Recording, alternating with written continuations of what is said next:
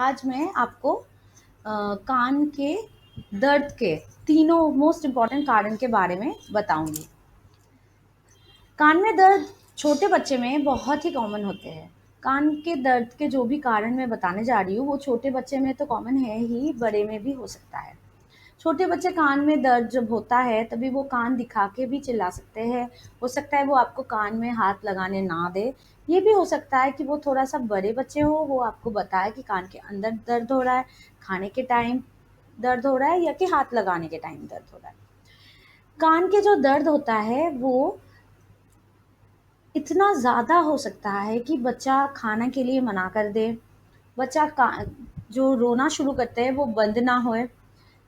मम्मी-पापा काफ़ी बार बहुत परेशान हो जाते हैं, हो सकता है ये दर्द जो है वो रात के टाइम हो और वो मम्मी-पापा डॉक्टर के पास जाने की कोशिश करते हैं। हर वक़्त रात को डॉक्टर ईएनटी सर्जन ना भी मिल सकता है, तो आप ज़रूर बच्चे को इमरजेंसी में लेकर जाएँ, क्योंकि कान के दर्द जो है वो इतना ज़्यादा हो सकता है कि बच्चा सो ही ना पाए। बच्चे को क्यों कान में दर्द होता है? बड़ों को और बच्चे को कान में दर्द होने का जो कारण है वो मोर और लेस सेम ही होते हैं, सिर्फ प्रेजेंटेशन थोड़ा-सा डिफरेंट हो सकता है। जैसे कि हम बता सकते हैं कि यहाँ दर्द है, हाथ लगाने से दर्द हो रहा है, खाना खाते हुए दर्द हो रहा है, ऐसे नहीं दर्द हो रहा है, दबाने से दर्द हो रहा है, ये सब बच्चे नहीं बोल सकते।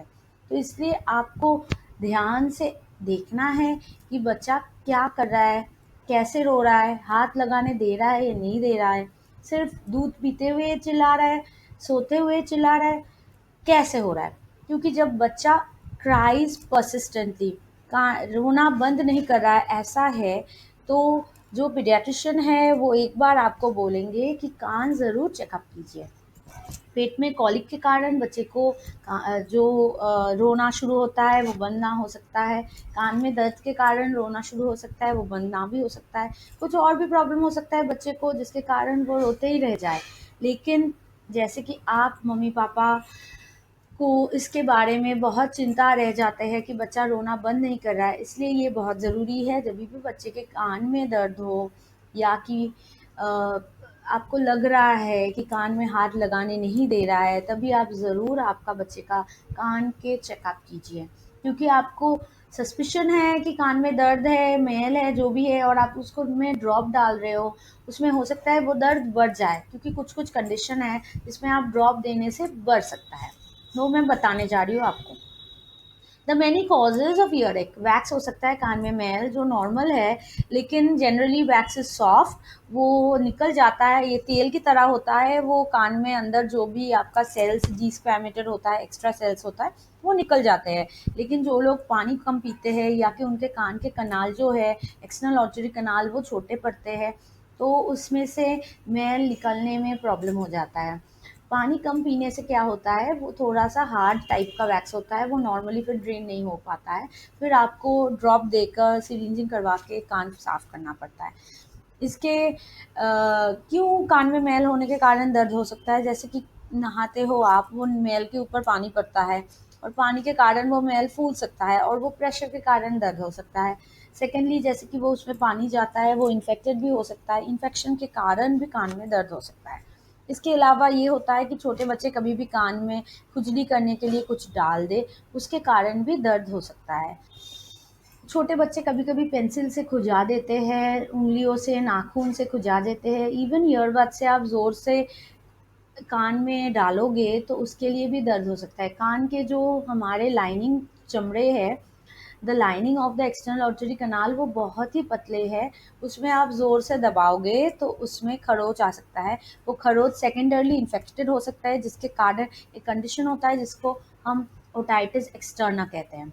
इसके अलावा कान में जैसे कि मैल के अंदर कोई फॉरेन बॉडी फँसा हो सकता है। फॉरेन बॉडी माने पेंसिल से खुजाया हो तो पेंसिल के जो निब है वो रह गया। कभी-कभी बच्चे छोटे रबर के पीसेस घुसा देते हैं। मम्मी कभी बच्चे को जो बैटरी ऑपरेटेड टॉय होते हैं जिसमें छोटे-छोटे बटन बैटरी होते हैं, वो बच्चे भी उसमें भी कान में डाल देते हैं। This is a very dangerous category of foreign body. ये वाला जो फॉरेन बॉडी होता है कान के अंदर, जैसे कि बैटरी, ये बहुत ही डेंजरस है, क्योंकि ये अनडिटेक्टेड लंबा टाइम से रह जाएगा तो कान के पूरा चमड़ा गल सकता है, अंदर भी जा सकता है, इन्फेक्शन बहुत अंदरूनी तक पहुंच सकते हैं। कान के हियरिंग भी लॉस हो सकता है क्योंकि बैटरी में एसिड का प्रक्रिया रहता है। तो छोटे बच्चे को बटन बैटरी वाला खिलौना ना ही देना चाहिए। आप देते भी हो तो आपको 100% ऑब्जर्वेशन रखना है। बच्चे को अकेले बटन बैटरी वाला कोई भी इलेक्ट्रॉनिक खिलौना देकर आपको किचन में जाना या बाथरूम जाना या आपको अनऑब्जर्व बच्चा नहीं रखना है, क्योंकि वो बैटरी वो कान में डाले, नाक में डाले, खा ले, कुछ भी करे, बहुत ही ज़्यादा डेंजरस है। तो इसका आप 3 घंटे के बाद से वो बैटरी लीच करना शुरू करता है, उसका जो एसिड वो 3 घंटे के बाद जैसे कि वो एसिड निकलना शुरू करता है, वो प्रॉब्लम और भी बढ़ सकता है। तो इसलिए आप ध्यान रखें। इसके अलावा क्या हो सकता है, otomycosis. This is a fungal infection कान के अंदर। जैसे कि आप ब्रेड बाहर रख देते हो, उसके ऊपर जैसे फंगस होता है वाइट वाइट ग्रीन ग्रीन, वैसे कान में जैसे कि वैक्स रहता है, कान के अंदर पानी चला गया। इसके कारण फंगल इन्फेक्शन जो है वो इनिशियली आपका पेन ना भी हो सकता है, लेकिन ग्रेजुअली उसमें सेकेंडरी बैक्टीरियल इन्फेक्शन भी हो सकता है, जिसके कारण आपका दर्द बढ़ सकता है। आपको डॉक्टर दिखाने ज़रूर जाना है। कान आप साफ़ करने की कोशिश करोगे तो उसमें से सफ़ेद सफ़ेद मैल जैसा निकल सकता है। ठीक है। उसके अलावा चोट लगने के कारण भी कान में दर्द हो सकता है। बच्चों जैसे खेलते हैं, अचानक से धक्का लग गया कान के ऊपर, बहुत ज़ोर से प्रेशर लग गया, किसी ने कुछ ज़ोर से लगाया या थप्पड़ लग गया कान के ऊपर, हो सकता है बच्चे के कान के सामने बहुत ज़ोर से आवाज़ हो। Acoustic trauma is a very well known cause of sudden hearing loss. कान के सामने बहुत ज़ोर से आवाज़ होता है तो पर्दा फट भी सकता है, पूरा एकदम सेंसोन्यूरल हियरिंग लॉस भी हो सकता है। तो इसलिए कान के सामने कभी भी ज़ोर से आवाज़ नहीं करना चाहिए। इसके अलावा कान के ऊपर थप्पड़ तो कभी भी नहीं मारना चाहिए। किसी को थप्पड़ मारने से पहले तो ऐसे भी सोचना चाहिए, लेकिन कान के ऊपर it's a very serious grievous injury. कान के ऊपर थप्पड़ मारने से लोगों का हियरिंग भी जा सकता है, पूरा लाइफ बर्बाद हो सकता है कान के ऊपर थप्पड़ मारने से। इसलिए कभी भी बच्चे को कान के ऊपर थप्पड़ मारना किसी को नहीं चाहिए। इसके अलावा हर्पिस ज़ॉस्टर के कारण प्रॉब्लम हो सकता है कान में दर्द। एक्सॉस्टोसिस जो एक तरह के बोनी ट्यूमर होता है कान के अंदर, जो पॉन्ड बेथिंग के जो लोग पॉन्ड में बेथ करते हैं उनके लिए बहुत ज़्यादा ये इंपॉर्टेंट है। इसके अलावा केराटोसिस ऑब्ट्यूरेंस करके एक और एक कंडीशन है। ओटाइटिस मीडिया छोटे बच्चे में बहुत ही पेनफुल हो सकता है।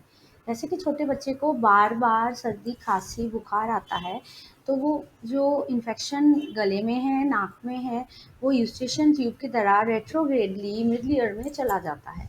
हमारे कान में जो तीनों चेम्बर है, एक्सटर्नल ईयर जहाँ आप ईयरबड डालते हो, उसके बाद एक टिम्पैनिक मेम्ब्रेन या कान का पर्दा है, उसके बाद there is a middle ear. Middle ear के साथ नाक और गले के पीछे का एक रास्ता है, यूस्टेशन ट्यूब बोलते हैं उसको, उससे इन्फेक्शन नाक से कान में जा सकता है। इसके कारण सर्दी खांसी के कारण बच्चों को कभी कभी कान में दर्द होना बहुत ही कॉमन है।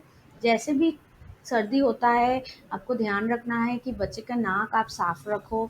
बच्चे को आप ऐसा नहीं करने के लिए बोलो। इफ़ थोड़ा सा बड़ा बच्चा हो, छोटे बच्चे हो, वो नहीं कर समझ पाएगा ये बात। और कान में जैसे भी दर्द हो आप तुरंत डॉक्टर के पास जाए, क्योंकि एक्यूट ओटाइटिस में मीडिया में आपको एंटीबायोटिक शुरू करना पड़ सकता है। ये बहुत ही पेनफुल कंडीशन है, जहाँ उसके कान के पर्दे में सूजन आ जाता है, लाल हो जाता है, बहुत ही पेनफुल है। इसमें आप तेल डालोगे, पानी जाएगा या ड्रॉप दोगे तो इसके कारण बहुत ज़ोर से और दर्द हो सकता है। तो इसलिए ये एक कंडीशन है जहाँ आप इसमें ड्रॉप नहीं डालना चाहिए। आपको ध्यान रखना है कि कान में ड्रॉप डालने से पहले आप डॉक्टर दिखाएँ कि किस कारण कान में दर्द हो रहा है। कोई भी ड्रॉप आपका घर में खुला पड़ा हो वो कान में ना दें, क्योंकि इससे प्रॉब्लम और बढ़ सकता है। ड्रॉप कान का हो या नाक का हो, 1 महीने से ज़्यादा खुला रहे तो वो आप ना यूज़ करें, यही ठीक है। कान में ड्रॉप देने से पहले मैं दोबारा बोल रही हूँ, आपको डॉक्टर दिखाना ज़रूर चाहिए। एक्यूट ओटाइटिस मीडिया में आपका डॉक्टर बच्चे का कान देखने के बाद आपको एंटीबायोटिक दे सकते हैं, सर्दी खांसी कमाने के लिए दवाई दे सकते हैं और आपको रिव्यू करने के लिए बोल सकते हैं। कभी कभी हम नाक के ड्रॉप भी प्रिस्क्राइब करते हैं कि नाक का रीजन साफ रहेगा तो कान जल्दी ठीक हो जाएगा। और एक कंडीशन जिसमें कान में दर्द हो सकता है इज़ एक्यूट मास्टर्डाइटिस। वो जनरली इज़ अ सेक्वेले और अ complication of acute otitis media. जब वो ठीक से एक्यूट ओटाइटिस मीडिया एंटीबायोटिक ना देने के कारण, कम देने के कारण या कम ड्यूरेशन के देने के कारण कान में इन्फेक्शन रह जाता है, तो कान के पीछे के हिस्से में जो हड्डी है वो मैस्टॉइड बोन बोलते हैं, उसमें इन्फेक्शन भर जाता है और उसके कारण कान में दर्द हो सकता है। और एक कंडीशन है सिक्रीटरी ओटाइटिस मीडिया। ये बार बार एलर्जिक राइनाइटिस साइनसाइटिस के कारण कान में जब एक तरह के पानी भर जाता है मिडल ईयर में, तो उसके कारण भी लॉन्ग टर्म पेनफुल कंडीशन हो सकता है। कान खुजाने के कारण पर्दे में छेद हो जाए, उसको ट्रॉमेटिक परफोरेशन बोलता है, उसके कारण भी कान में दर्द हो सकता है। Otitis barotrauma is a condition जो जैसे कि कोई डाइविंग करे या कि प्लेन में फ्लाइट में जाए तभी जो प्रेशर चेंज होता है उसके कारण कान में दर्द होना, it is called otitis barotrauma. उसमें क्या होता है, जैसे कि प्रेशर चेंज होता है तुरंत, मिडल ईयर में प्रेशर उतना तुरंत चेंज नहीं हो पाता है। एक्सटर्नल एटमॉस्फेयर और मिडल ईयर के प्रेशर आपका तुरंत एक ही टाइम पे चेंज नहीं होता है, तो पेन बढ़ सकता है। इसके कारण आपको ध्यान रखना है कि छोटे बच्चे को लेकर long time flight, that is more than 2 hours flight होता है, तो आपको ध्यान रखना है कि बच्चे को सर्दी ना होए। आपका पीडियाट्रिशियन को ज़रूर दिखाएं, ईएनटी डॉक्टर को दिखाने के बाद ही आप जो फ्लाइट है वो डिटरमाइन करें कि आप फ्लाई करेंगे या नहीं करेंगे, क्योंकि ये प्रॉब्लम हो सकता है कि जैसे बच्चा नाक साफ नहीं कर पाता है, स्वॉलो नहीं कर पाता है, तो कान में प्रेशर चेंज नहीं। इसके अलावा और एक कंडीशन है कि chronic suppurative otitis media with intracranial complication, जब कान में दर्द हो सकता है। Normally chronic suppurative otitis media में कान में दर्द नहीं होता है। क्रॉनिक सप्यूरेटिव ओटाइटिस मीडिया है कि कान में लंबा टाइम से जिनका मवाद आता है, कान से बदबू आ सकता है, कभी कभी खून भी निकल सकता है, सुनाई भी कम होता है। इसमें जब इन्फेक्शन, कान खुजाने के कारण कान में आपको फोड़े भी हो सकते हैं, एब्सेस, फिरंकल, उसके कारण भी कान में बहुत ज़्यादा दर्द हो सकता है। This is one of the commonest cause of year एक। ठीक है, कान में दर्द होने से आप क्या करोगे? How will you relieve the pain in the year?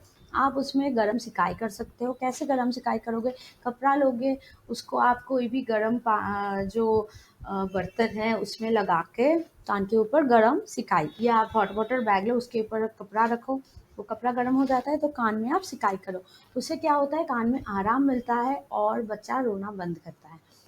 आप over the counter pain medication जैसे कि घर पे पैरासिटामोल हो या इबुप्रोफेन हो, बच्चे को कभी कभी मम्मी पापा देते हैं, but I will always suggest कि आप कोई भी पेन मेडिकेशन शुरू करने से पहले आप डॉक्टर से एक बारी ज़रूर बात करें या मुलाकात करने की ज़रूर कोशिश करें। एंटीबायोटिक्स डॉक्टर देखने के बाद ही आपको बता पाएंगे कि इसके लिए एंटीबायोटिक टॉपिकल देना है या ओरल देना है। टॉपिकल माने कभी कभी ईयर ड्रॉप से ही काफ़ी होता है, ईयर ड्रॉप में भी एंटीबायोटिक रहता है। इसके कारण आपको डॉक्टर दिखाना पड़ेगा for final diagnosis of the condition. Earache is a very painful condition for both children and adult. बहुत ज़्यादा पेनफुल है ये कंडीशन बच्चों के लिए और बड़े के लिए भी। बट द डिफरेंस इज़ कि बच्चों बोल नहीं पाते हैं, सिर्फ रोते हैं। अडल्ट को अर्लियर इंटरवेंशन मिलता है क्योंकि उनको पता है क्या प्रॉब्लम है। इसके अलावा आपको ध्यान रखना है कि बच्चे को समझाए, छोटा बच्चा से जैसे थोड़ा सा बड़ा होता है उसको समझाए कि पेंसिल वगैरह से कान को खुजाना कभी भी नहीं चाहिए। सर्दी खांसी के टाइम कान में थोड़ा भी दर्द शुरू होता है तो आपको आकर बताएं। इसके अलावा आपको प्रिवेंशन बहुत ध्यान से करना है। क्या-क्या कर सकते हो? बच्चे को ज़्यादा से ज़्यादा पानी पिलाने की हैबिट करो। स्कूल में ज़्यादा पानी नहीं पीता है तो घर पे जब है तभी पिलाओ। Hydration status has a big role to play in making the ear wax soft. जितना नरम होगा वैक्स उतना जल्दी वो निकल जाएगा और वो जमेगा नहीं। कान में मवाद, मैल ये सब जमेगा तो दर्द बढ़ सकता है। आपके डॉक्टर को ज़रूर दिखाना चाहिए इफ़ बच्चे को सर्दी खांसी ज़ुकाम 3 दिन से ज़्यादा हो जाए और डेफिनेटली 5 दिन से ज़्यादा कंटिन्यूअस सर्दी खांसी ज़ुकाम रहे तो, और उसके साथ कान बंद होने का कंप्लेन करे तो। कान कभी भी बच्चे को ज़बरदस्ती साफ़ करने की कोशिश मत कीजिए। जैसे कि नहाते हैं बच्चे, कान में पानी ना जाए वो आप ध्यान रखो।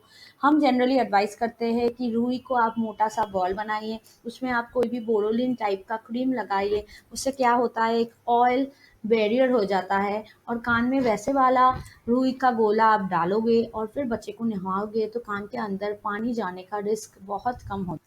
आपने एक बार ड्रॉप दिया उसके बाद बच्चा रोना और भी शुरू कर दिया तो आप डिले मत करो, जल्द से जल्दी डॉक्टर को दिखाओ। कान से कभी भी पानी के साथ ब्लड आता है, मवाद में बदबू होता है, नेवर डिले डॉक्टर कंसल्टेशन।